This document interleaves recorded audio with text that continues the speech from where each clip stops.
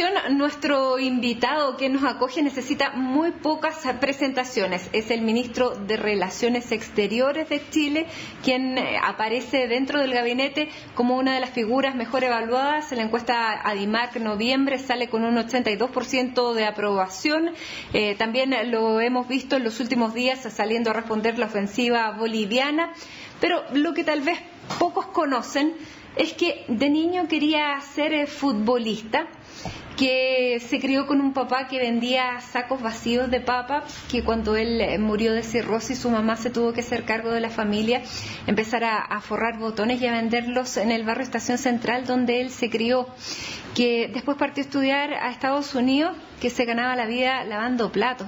Después volvió en condiciones muy distintas y después de una larga vida política, académica y diplomática, el pasado 22 de enero la presidenta Michelle Bachelet lo llamó para que formara parte de su gabinete y se convierte entonces en el canciller, en el ministro de Relaciones Exteriores de Chile, don Heraldo Muñoz. Muchísimas gracias, ministro, por recibirnos en su casa y por darnos este tiempo dentro de la apretada agenda que tiene. Muchas gracias, Matilde. Ministro, queremos partir hablando de todo un poco, partir por la contingencia para que después nos cuente de esta vida entretenida que ha tenido. Pero en la contingencia, lo que hoy día estamos viendo todos los días en los medios, ¿cómo califica la situación que tiene Chile con Bolivia? Bueno, hay una situación objetiva. Bolivia nos ha demandado ante la Corte Internacional de Justicia buscando una obligación de negociar un acceso soberano al mar a través del territorio chileno. Es decir, le está pidiendo a la Corte Internacional de Justicia que Chile sea territorio. Cuestión osada, por decirlo menos, y sin ningún sustento jurídico. Por lo tanto, lo que nosotros hemos hecho es impugnar la competencia de la Corte en lo que se denominan objeciones preliminares que la Corte misma tendrá que decidir. Eso se basa en un hecho fundamental, y es que ¿qué es lo que ha utilizado Bolivia para demandarnos? Se han parado en el Pacto de Bogotá, cuyo artículo 6 dice que la Corte no será competente para conocer cualquier materia que se haya resuelto por tratado antes de la entrada en vigencia de ese pacto. Y por lo tanto, como Chile con Bolivia fijaron de manera definitiva el año 1904 por un tratado de paz y amistad sus fronteras, no corresponde que este tema sea llevado a La Haya.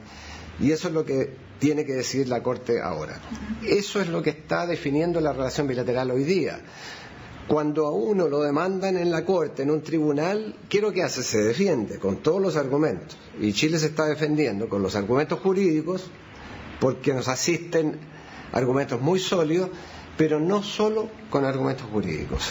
Porque sabemos que la Corte no siempre falla en derecho y también tiene elementos políticos. Generalmente falla en derecho, pero ninguna Corte es inmune a las circunstancias, al contexto en que se mueve una demanda.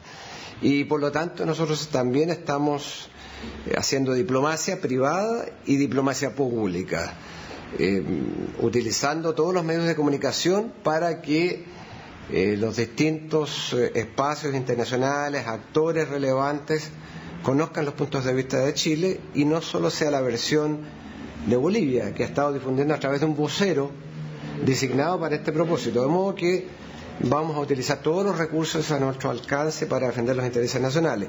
Y eso es lo que está caracterizando la relación bilateral, y es una lástima porque con la presidenta Bachelet la intención era de retomar vínculos bilaterales, de tener un diálogo sobre distintas materias de interés común, y por cierto hoy día eso no es posible, al menos en el ámbito de la aspiración marítima, porque eso está totalmente excluido de la agenda en la medida que de manera unilateral Bolivia llevó este tema a La Haya.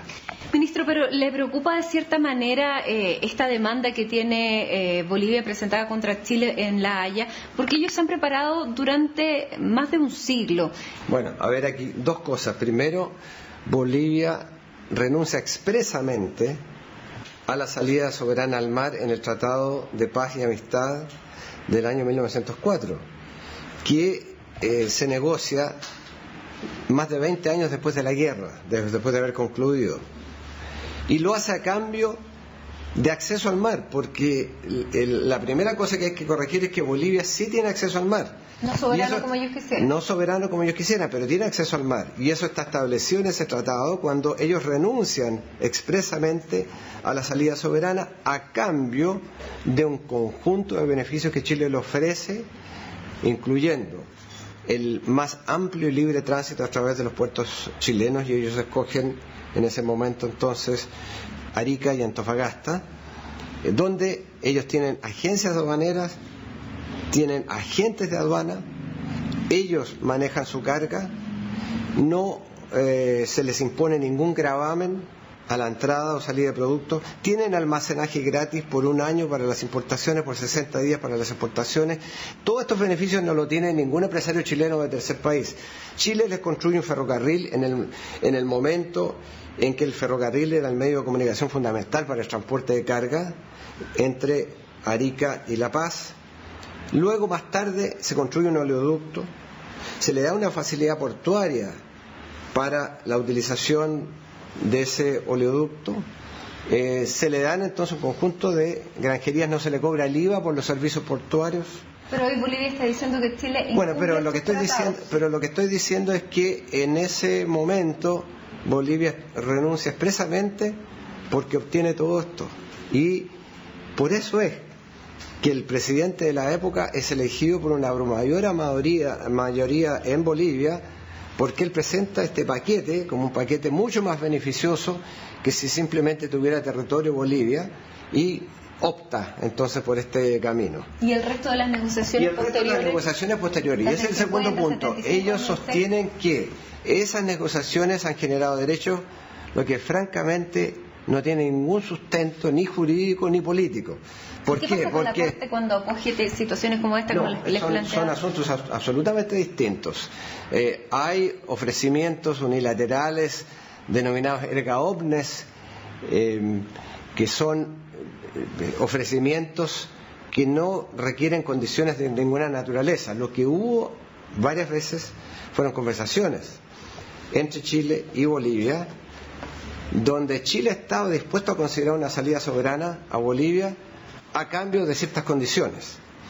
Esas negociaciones, esas conversaciones nunca llegaron a buen término, y por lo tanto no puede pretenderse que ofrecimientos exploratorios hechos en el contexto de una negociación que no llega a buen fin generen derechos, porque si no ningún país estaría dispuesto a entrar en una negociación, por el temor a que si entro en una negociación y ofrezco algo, eso va a generar un derecho. Eso sería absolutamente absurdo. Ahora, como la Corte no siempre falla... la mayor parte de esas negociaciones no llegaron a buen término. ¿Por qué?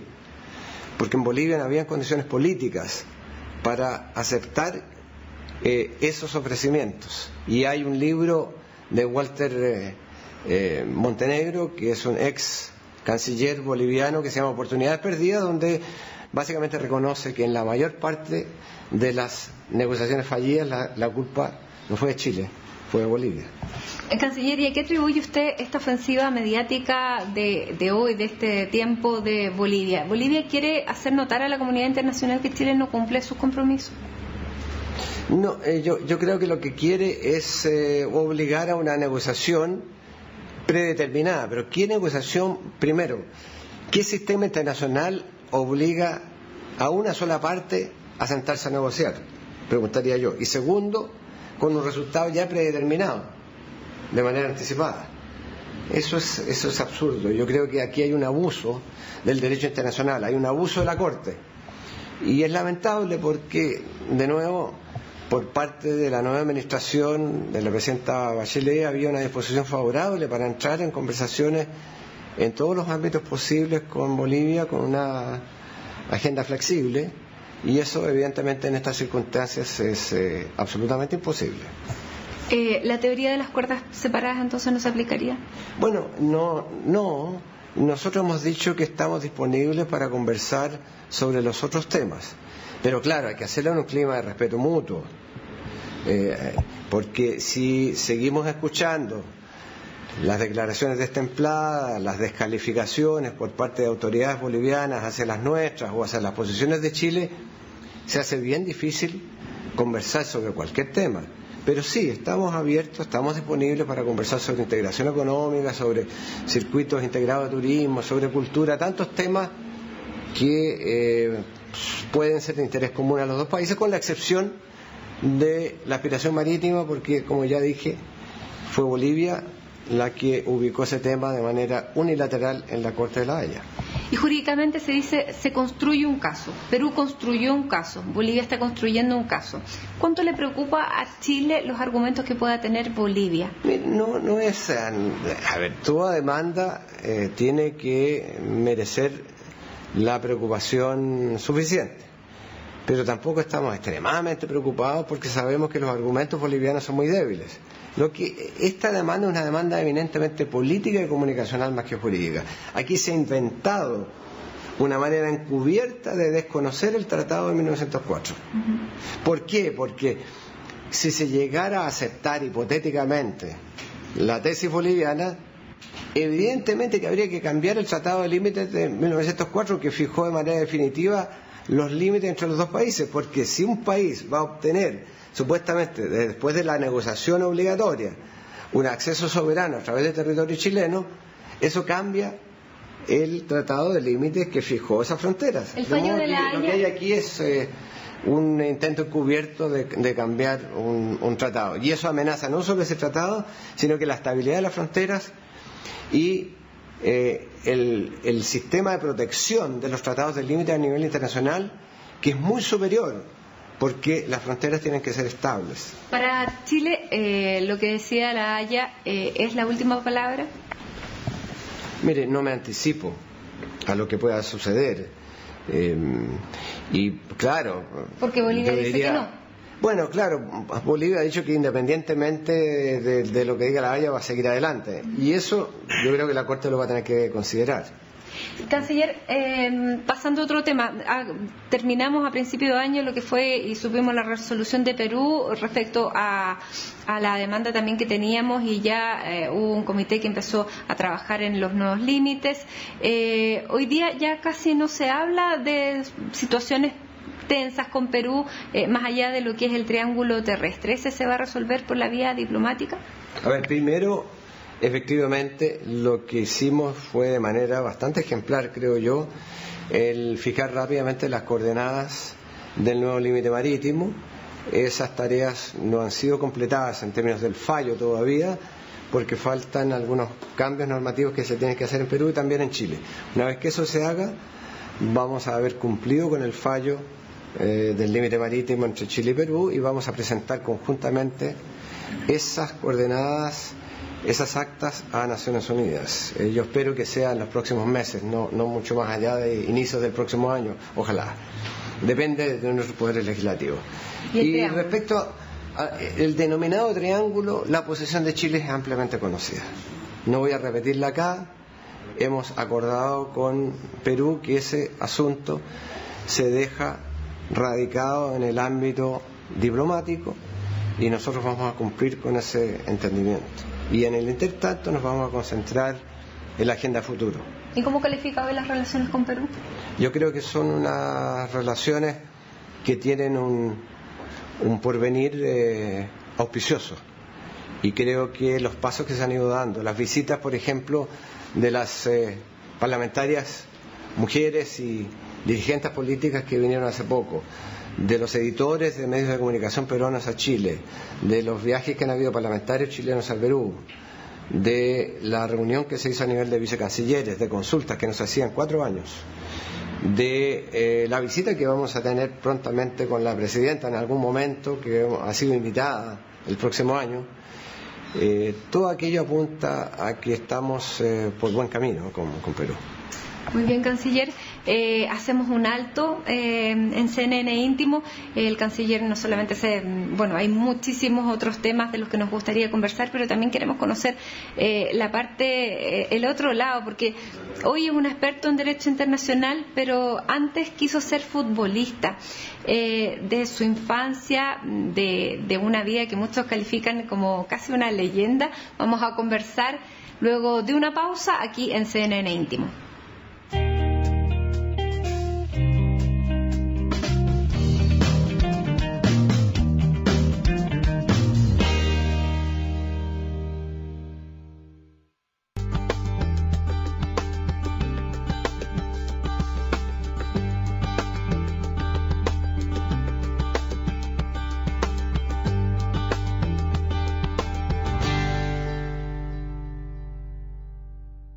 Esto es CNN Íntimo y en esta edición estamos con el canciller, con el ministro de Relaciones Exteriores de Chile, Heraldo Muñoz. Estamos conversando en su casa de Relaciones Exteriores, pero también de más cosas, porque el ministro cuando era chico quería ser futbolista y tenía una vida bien distinta a la que una persona como en la posición en la que está hoy pudiera haber pensado que iba a llegar.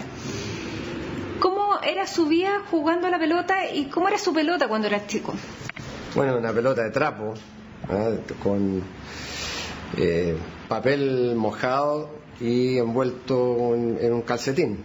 Y con eso jugábamos fútbol en la calle, en Estación Central, un barrio de gente trabajadora. Hoy día ha cambiado mucho, sin embargo, ese barrio hoy día es un barrio muy comercial y me ha sorprendido porque siempre tengo parientes que todavía están viviendo en Estación Central y primos que son dueños de un restaurante, un boliche que antes era un clandestino que se llama El Hoyo, y de repente voy a comer allá, y así que he visto que ha cambiado mucho, pero en esa época era un barrio modesto.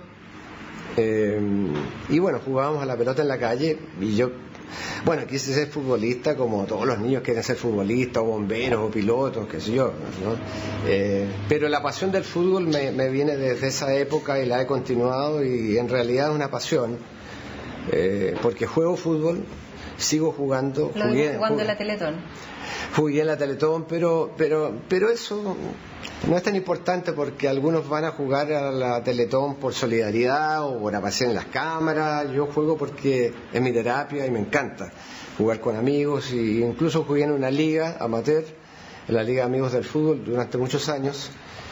Y así que sigo las páginas deportivas, sé los jugadores que están siendo transferidos, los precios, y me apasiona mucho más eso de repente que leer las páginas de política.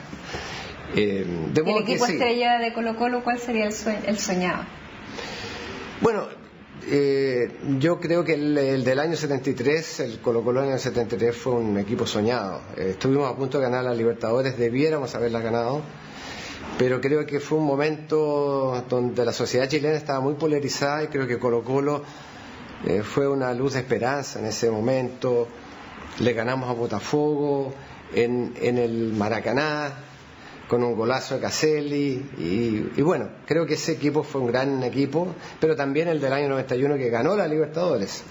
De modo que hay grandes equipos chilenos, pero soy fanático de la selección chilena y de todos los jugadores, y los sigo muy fielmente. Me encanta que le esté yendo tan bien a Alexis en el Arsenal, que le esté yendo bien a Claudio Bravo en el Barcelona, que haya salvado al equipo jugando contra el Valencia en el último partido. Bueno, tenemos Copa América el próximo año. ¿Cuál es Copa América. Su pronóstico para Copa América? Yo creo que a Chile le puede ir bien. Yo creo que a Chile le puede ir bien porque tiene una generación de jugadores de muy alto nivel, aunque creo que hay que empezar a darle oportunidad a los más jóvenes para llegar y foguearse, porque creo que hay una nueva generación también que va a salir, pero estos jugadores son relativamente jóvenes, de modo que están fogueados, pero todavía están en los 24, 25, 26 años, así que yo creo que tenemos grandes oportunidades. El grupo no es tan difícil, fácil no es, no hay ningún equipo fácil hoy día, pero creo que Chile tiene buena posibilidad, porque además la localía siempre ayuda. ¿Debiera ganar? ¿Cómo? ¿Debiera ganar? Pero a la realidad hay un trecho importante, así que cada partido hay que jugarlo sin suponer que el otro es un rival fácil. Bueno, pero volvamos a la pelota de trapo y a la Estación Central y a cuando era chico. Usted contaba y ha contado, lo ha hecho público, por eso también se lo pregunto. Su papá era alcohólico. Sí. ¿Cómo era vivir con un papá alcohólico cuando un niño a lo mejor, no sé, pues se dan situaciones que no son las que le gustaría vivir a un niño en la época de su infancia, y tampoco es el papá que es el modelo que uno quisiera seguir? ¿Cómo es? Bueno, mire, a mi padre yo lo quise mucho y le tenía cercanía y afecto, pero él era una persona distante por razones difíciles de entender, No, yo no soy juez para juzgar los caminos que toman las personas. Pero eso lo dice de grande, pero cuando era chico... Es verdad, claro, yo probablemente hubiera necesitado un padre más cercano, digamos. Pero bueno, las circunstancias son así, él no tuvo educación, tempranamente tuvo que trabajar en este sucio negocio de los sacos vacíos, vendiendo estos sacos paperos que él compraba, vendía, y era un negocio, era un pequeñito comerciante, digamos, sacos vacíos, y por lo tanto tampoco había un ingreso en la casa que fuera estable, y bueno, ya a él le gustaba beber, y bueno, y murió de cirrosis nada menos que a los 39 años de edad. ¿Qué edad tenía usted?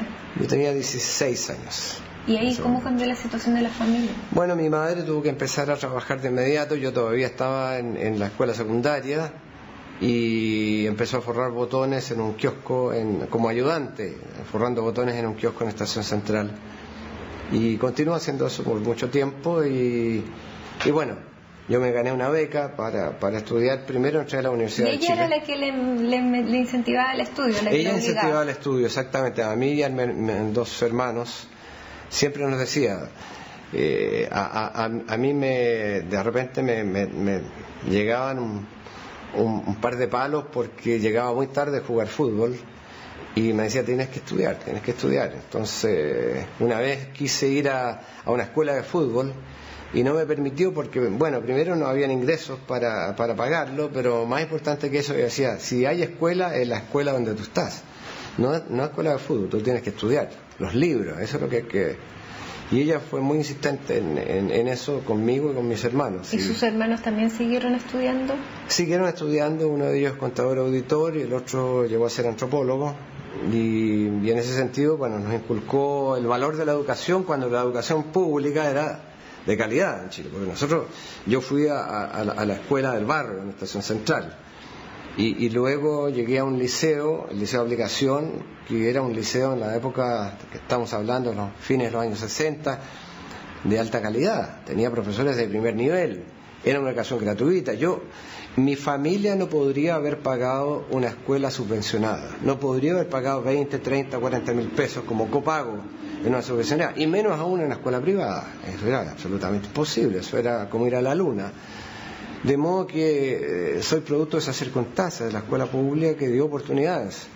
Y eso es lo que la presidenta está tratando de reconstituir, digamos, hoy día un sistema público de alta calidad, pero al mismo tiempo de acceso gratuito en la educación pública, sin perjuicio de la educación privada, pagada. Para eso la gente puede escoger, digamos, ¿no? Ministro, ¿y su mamá alcanzó a ver este éxito? Alcanzó a ver algo. Lamento que ni mi padre ni mi madre hayan podido verme como canciller de la República, porque ocupar el escritorio Andrés Bello no deja de ser un honor, pero sí supo mi madre cuando fui embajador, y creo que le complacía mucho, digamos, que hubiera llegado al lugar que llegué en ese momento, y incluso la gente del barrio. Eso es algo que a mí siempre me ha traído una cierta satisfacción personal, y no sé si de clase o de barrio, porque veo que hay mucha gente en mi barrio que siente que lo que yo hice es algo que de alguna manera indirectamente los refleja a ellos. Entonces cuando voy al barrio me siento muy acogido por la gente. ¿Y mantiene amigos de esa época? Mantengo amigos, muchos se han ido, otros ya no están, algunos incluso han fallecido. Pero sí, y mis parientes, primos, tengo muchos primos, algunos de ellos viven en el barrio, otros ya se han mudado a otros lugares, y principalmente mis primos que están en el hoyo, digamos, los veo bastante a menudo. ¿Cuál es su plato favorito del hoyo? La plateada con puré con ají. Con puré picante, un clásico del hoyo. Picante, excelente. ¿Y el terremoto? Y el terremoto con las réplicas, digamos, que el pipeño con helado de piña. Una vez dije helado de chirimoya y me equivoqué. No, es helado de piña. ¿Y usted cocina algo, no? No, nada. Bueno, puedo cocinar un bistec y sé cocinar arroz, pero eso ya han pasado muchos años, desde los años que estuve en la universidad en Estados Unidos. Claro, pero eso no es como de gourmet, así que... No. Bueno, usted estudió, llegó al liceo de aplicación y después, ¿cómo se va a Estados Unidos? Porque en esa época no era común que un niño se fuera a estudiar a los 18 años a Estados Unidos. Me interesaba la literatura, porque en el liceo de aplicación con algunos amigos creamos un club literario.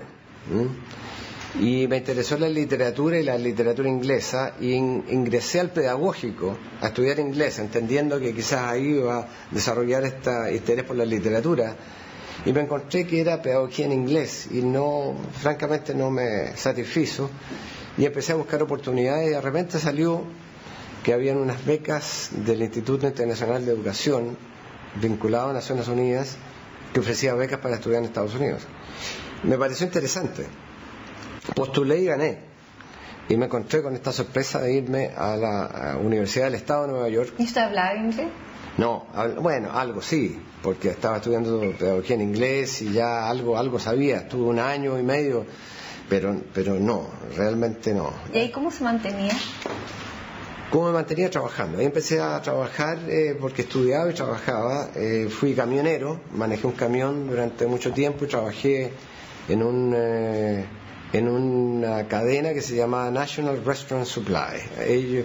Era una tienda, una cadena que le daba apoyo logístico a todos los restaurantes en el estado de Nueva York. Les vendía maquinaria, etcétera. ¿Pero lavó platos también o no? Lavé platos en la universidad. Lo primero que hice fue lavar platos en la universidad. Claro, porque eso era lo más fácil. No se requería mayor talento. No, ahora lavo platos cuando tengo que ayudarle a mi señora, por cierto. Bueno, ¿y ahí conocí a su señora? Y ahí conocí a mi señora cuando llegué el año 68. La conocí y fue una cosa fortuita porque nos habíamos conocido brevemente en el restaurante de la universidad, en el casino de la universidad con otros amigos, y después una noche yo fui a un bar que quedaba en las afueras de la universidad y ella se acercó a decirme si había visto a una amiga y yo la reconocí y le dije no la he visto, pero ¿quieres bailar? Le dije. Bueno, ahí nos fuimos juntos y la historia continúa. Así que... ¿Le gustó el tiro?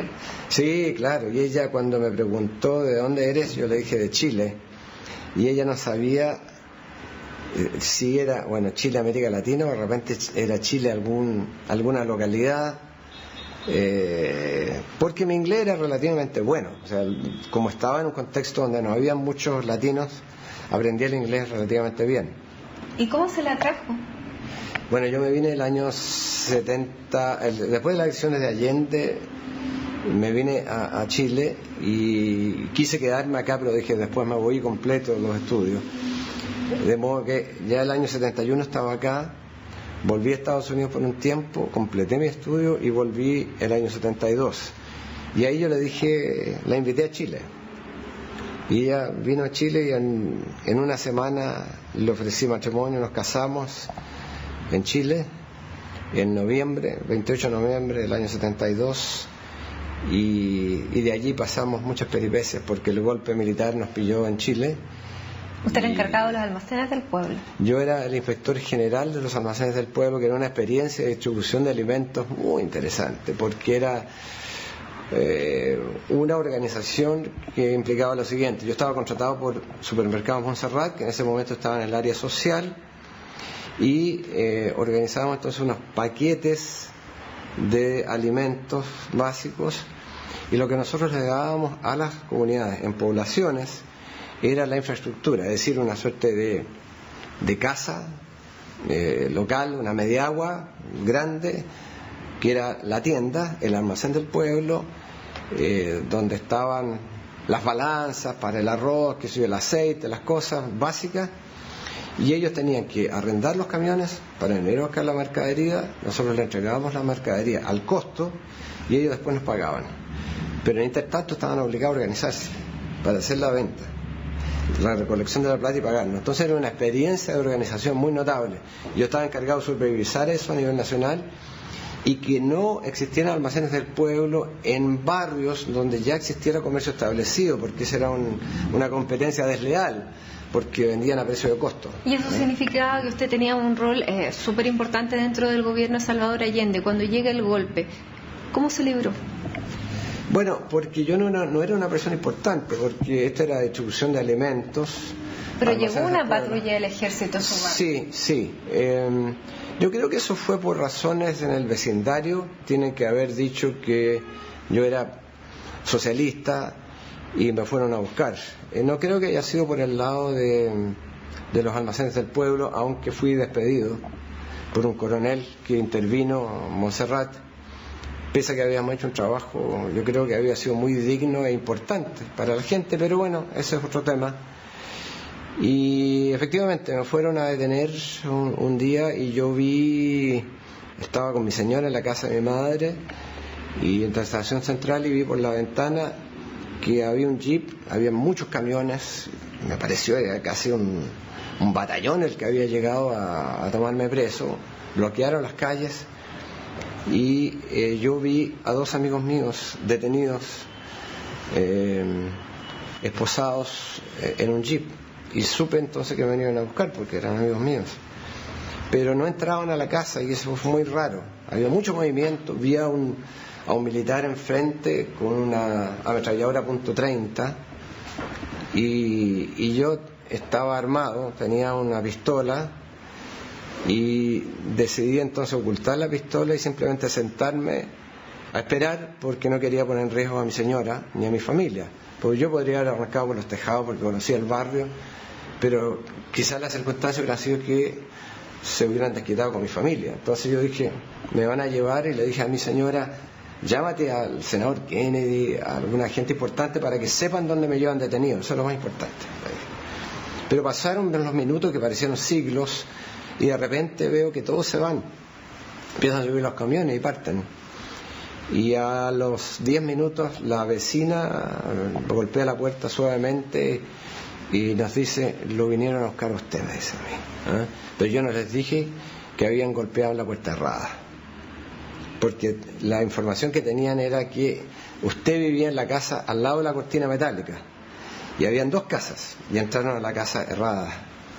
Entonces tuvimos una suerte enorme, y la vecina, que conocía a mi madre por mucho tiempo, evidentemente no quiso decir que delatarnos que nosotros vivíamos al lado. ¿Y supo de sus amigos?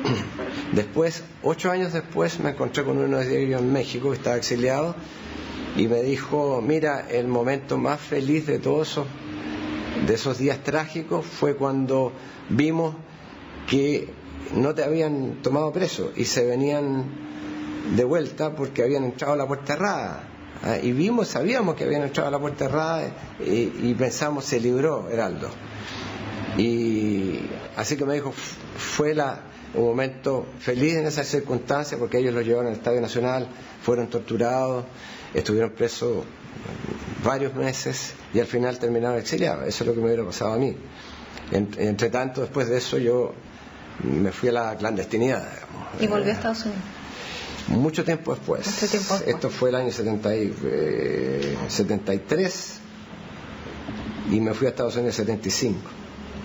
Muy bien, vamos a hacer una pausa, ministro. Seguimos conociendo esta historia que todavía tiene muchas otras partes que contarnos de su regreso a Estados Unidos, de su trabajo como vocero de gobierno, como subsecretario de Relaciones Exteriores, como embajador. Hacemos una pausa aquí en CNN Íntimo y ya regresamos.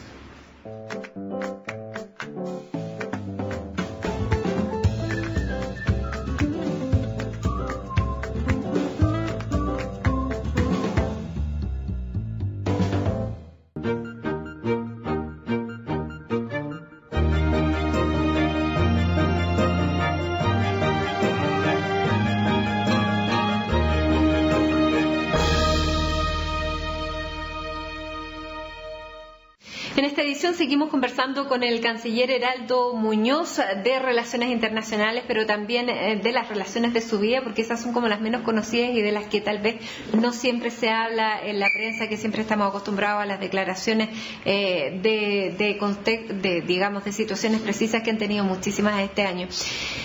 Ministro, nos habíamos quedado cuando usted finalmente el año 76 deja Chile, pero luego regresa para trabajar por el regreso a la democracia y comienza a militar ya en el PPD, de los fundadores del PPD. Primero en el Partido Socialista.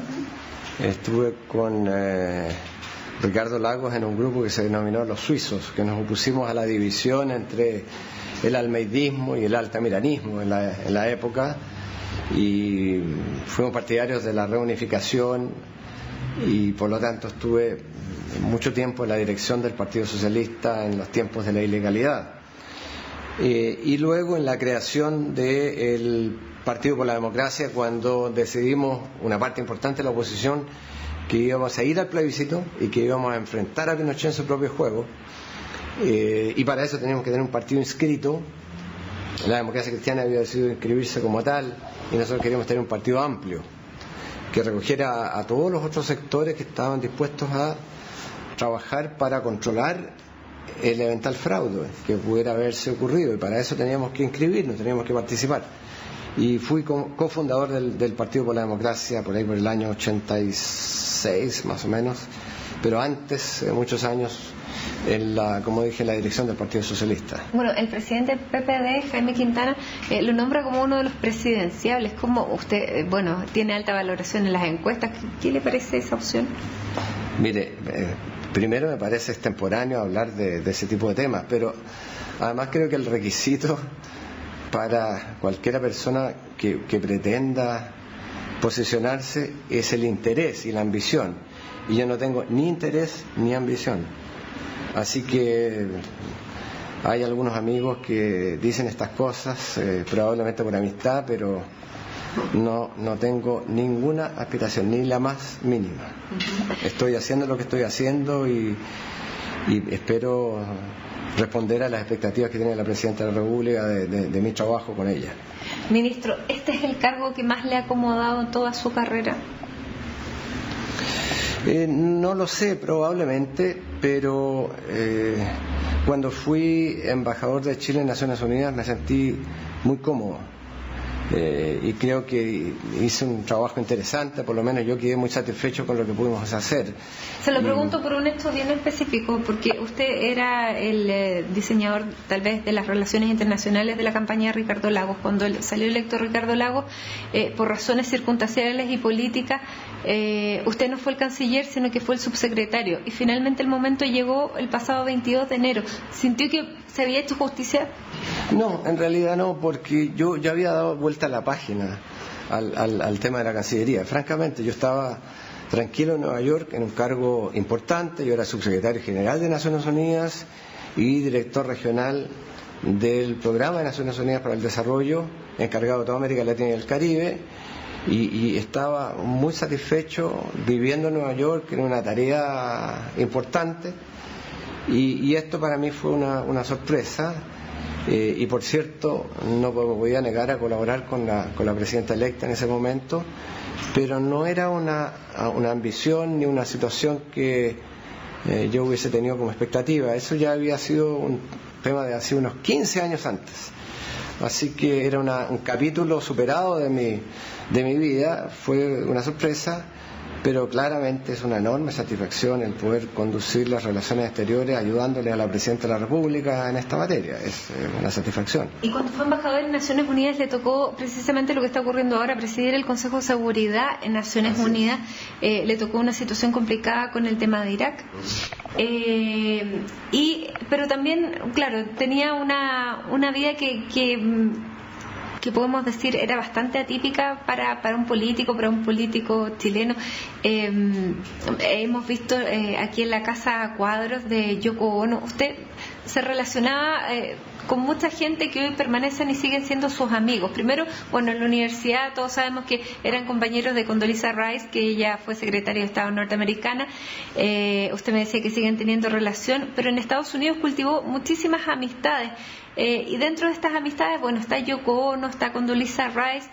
¿Cómo era su vida en Estados Unidos en ese ámbito? Bueno, sí, me tocó conocer gente muy interesante y cultivar una amistad con alguno de ellos. Condoleezza Rice fue compañera de curso y nos mantuvimos en contacto a través del tiempo, y de hecho ahora como canciller me ha llamado unas 3 o 4 oportunidades para consultas concretas que me ha hecho. Pero no solo en la universidad conocí a Condoleezza Rice, el actual canciller de Irán también es compañero de la época de la universidad y fue el primero, de hecho, o el segundo en llamarme por teléfono una vez que tomé posesión del cargo de canciller en el gabinete. Bueno, Yoko Ono la conocí durante la campaña de Ricardo Lagos a la presidencia de la República, cuando ella vino a Buenos Aires, y en ese momento yo era encargado del área internacional de la campaña, y el entonces candidato Ricardo Lagos me dice: mira, Yoko Ono va a estar en Argentina, tú podrías tratar de convencerla que venga, porque si viene fortalecería toda el área de cultura y creo que sería bien importante por lo menos hacer un intento. Yo le dije: no la conozco, pero me dijo: mira, dicen que hay una española que anda con ella que podría ayudarnos. Y bueno, y yo partí a la aventura a Buenos Aires y llegué a Yoko Ono y me pasé un mediodía conversando con ella y la convencí que viniese a Chile. Y llegó a Chile, conoció a Ricardo Lagos, llegó en unas circunstancias absolutamente sorprendentes, porque cuando aterrizamos yo veo que al pie del avión no llegamos una manga, llegan un par de personas de la campaña. Yo dije: qué exagerado, está bien que venga con Yoko Ono, pero que me vengan a recibir con ella al pie del avión me parece exagerado. Y no era por eso, sino que uno de ellos me dice: mira, me dice, hoy día el tema no es Yoko Ono, detuvieron a Pinochet en Londres, me dice, ese es el tema, saquemos a Yoko Ono por otro lado, porque lo primero que le van a preguntar qué opina sobre la detención de Pinochet, me dijo, y eso va a frustrar absolutamente todo. Y así fue. Pero con Yoko Ono, a pesar de esas circunstancias, cultivamos una amistad. Después yo la fui a ver a Nueva York. Ella es de química con las personas, es una persona muy reservada, pero con las personas que hace contacto es muy amigable y abierta, y resultó que conmigo y con mi señora, con Pamela, hubo esa química y nos invitó muchas veces, y cuando ya estábamos en Nueva York fuimos a tomar once a la casa, ella vino a cenar, de modo que cultivamos una amistad, guardando las diferencias y las proporciones, porque ella viaja mucho y yo también estaba viajando mucho, así que bueno, con ella, con Barbara Walters, una gran periodista, con el propio secretario general Kofi Annan, compartíamos la pasión por el jazz, y muchas veces nos encontrábamos o fuimos juntos con algunos amigos a escuchar jazz en Nueva York. Así que hice una amistad con alguna gente, con Alan Alda, el actor, que tiene una vinculación con Chile, porque una vez vino a hacer un programa, un documental importante para la televisión norteamericana sobre los observatorios astronómicos en el norte de Chile, y se enfermó y fue operado en La Serena, y por un médico chileno que le salvó la vida, de hecho. Entonces él dice que volvió a nacer en Chile. Entonces hay gente que ha tenido un contacto, ya sea con nuestro país o directamente con nosotros, que ha seguido siendo amigo, y yo creo que es algo interesante de haber vivido en Nueva York. Ministro, ¿y cuán frustrante es estar en Naciones Unidas cuando hay conflictos tan importantes? En esa época a usted le tocó a Irak, pero ahora como canciller le tocó Gaza. ¿Cómo se ven esas situaciones desde esa posición y cuánta impotencia se siente? Bueno, claro, se siente impotencia cuando hay enormes costos humanos, cuando hay más de 400 niños que murieron en esa ofensiva militar en Gaza. ¿Tuvo costo en la posición política que tomó Chile? Mire, yo creo que en algunos momentos uno tiene que combinar los principios con los intereses nacionales, y haciéndolo de manera balanceada, porque lo que pasó en Gaza fue un uso desproporcionado de la fuerza, y eso está establecido en el derecho internacional. Uno tiene derecho a la autodefensa, pero el uso de la fuerza tiene que ser proporcional y no puede afectar a civiles de la manera en que ocurrió en Gaza, y por lo tanto nosotros hablamos muy claramente condenando esa ofensiva militar indiscriminada y ese uso desproporcionado de la fuerza, y centrándonos en los costos humanitarios. Y al mismo tiempo fuimos muy claros en condenar el lanzamiento de cohetes por parte de Hamas en contra de población civil inocente en Israel.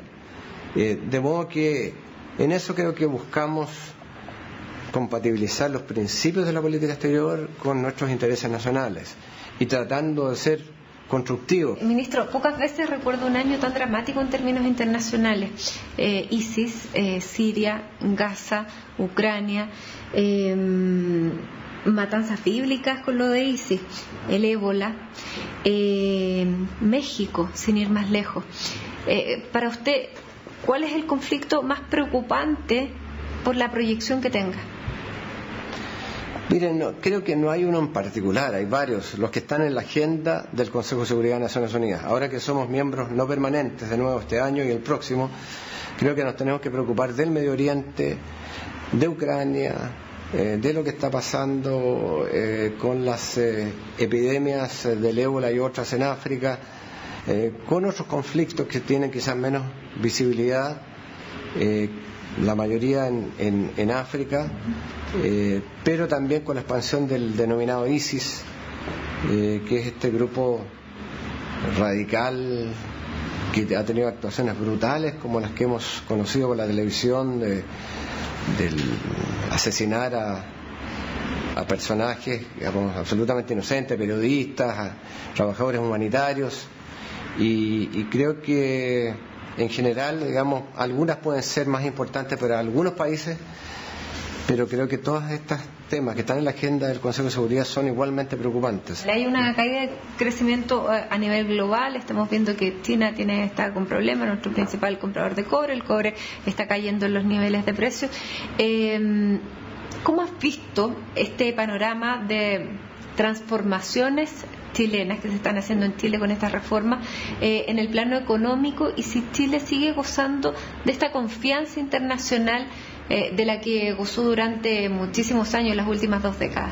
Bueno, en primer lugar, claro, hay una caída del ritmo de crecimiento, una desaceleración global que empezó el año 2008-2009, después una lenta recuperación y de nuevo tenemos una caída. Vemos una Europa estancada, China que ha caído de 10% de crecimiento alrededor de 7% por razones tanto internas como externas, Japón en recesión técnica, varios países latinoamericanos en recesión técnica, ha terminado el ciclo minero y estamos viendo los efectos en nuestro país, en Perú, en varios otros países que son productores de minerales, digamos, particularmente.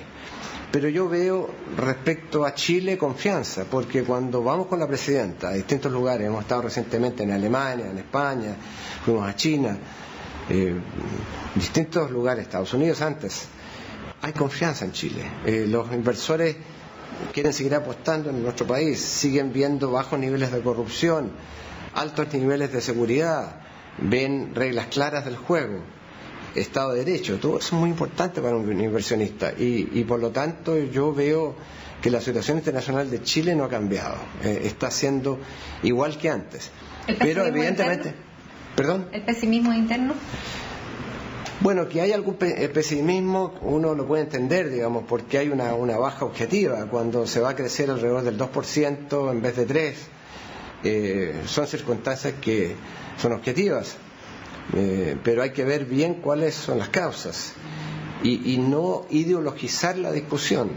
Me parece que le hace mal al país cuando se trata de ideologizar y decir las reformas que intenta la presidenta son lo que causa la desaceleración, cuando hay una multiplicidad de causas. Y yo veo el barril de petróleo a $70, por favor, si hasta hace poco estaba en 120. Eso quiere decir que hay una desaceleración de la economía global. El crecimiento del comercio entre el año 2012 y ahora es del 2,5%.